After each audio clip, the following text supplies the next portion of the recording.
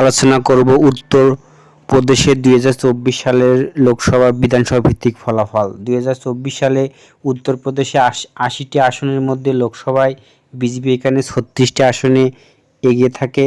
SP বা Samajwadi party 37টি এবং কংগ্রেস 36টি।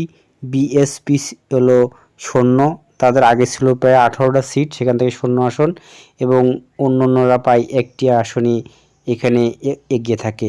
উত্তরপ্রদেশ সবচেয়ে বড় প্রদেশ, সেখানে সবচেয়ে 80টা সিটের মধ্যে, এবং কংগ্রেস এবং এসপি হলো প্রথম স্থান অধিকার করে।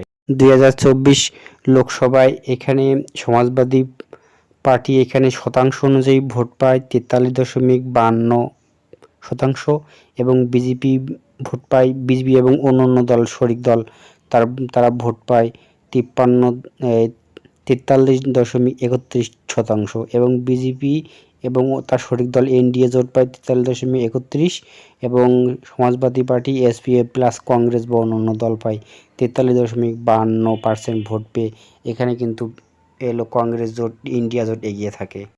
উত্তরপ্রদেশে 403টি বিধানসভার মধ্যে 2022 সালের বিধানসভা ফলাফল অনুযায়ী বিজেপি একাই পায় বিজেপি এবং বিজেপির জোট পায় 273টি বিধানসভা। সমাজবাদী পার্টি প্লাস অন্যান্য দল সহ এখানে পায় 125টি বিধানসভা সিট পায়, এবং কংগ্রেস পায় 2টি, এবং বিএসপি পায় মাত্র 1টি সিট, এবং অন্যান্যরা পায় মাত্র 2টি সিট। এখানে কিন্তু 2022 সালে কিন্তু বিশাল একটা ব্যবধানে কিন্তু বিজেপির জয় ছিল, কিন্তু 2024 সালে কিন্তু এই আসনটা ধরে রাখতে পারেনি বিধানসভা ভিত্তিক ফলাফলে, এবং অনেক ভোটে এগিয়ে থাকে সমাজবাদী পার্টি এবং কংগ্রেস দল, এবং ভালো একটা লিড নিয়ে থাকে এইখান থেকে। 2022 সালে বিধানসভা অনুযায়ী এখানে বিজেপি সেই সময় শতাংশ অনুযায়ী 41.29% ভোট পায়, এবং 2022 সালের এখানে সমাজবাদী পার্টি হলো এখানে অখিলেশ যাদব তার দল ভোট পায় 32.06%, এবং বিএসপি এখানে ভোট পায় 12.88%। এখানে কিন্তু বিএসপি অনেক পিছিয়ে থাকে, এবং এখানে প্রথম স্থান করে বিজেপি, এবং দ্বিতীয় হলো এসপি সমাজবাদী পার্টি দল, এবং তৃতীয় থাকে হলো বিএসপি দল।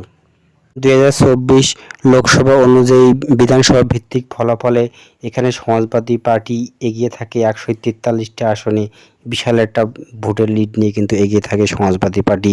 অখিলেশ যাদবের দল সমাজবাদী পার্টি 183টি আসন নিয়ে এগিয়ে থাকে, এবং সমাজবাদী পার্টি মিলে তারা 2024 সালে বিধানসভা ভিত্তিক অনুযায়ী দুদল মিলে 224টি আসন নিয়ে এগিয়ে থাকে, এবং এখানে 403টি বিধানসভার মধ্যে 202টি পেলে কিন্তু তারা সরকার গঠন করতে পারবে। অর্থাৎ 2024 সাল অনুযায়ী কিন্তু সরকার গঠন করার পথে কিন্তু অলরেডি এসপি বা সমাজবাদী পার্টির দল অনেক এগিয়ে আছে। কংগ্রেস 47টি এবং এসপি হলো 183টি, মোট 224টি আসনে এগিয়ে।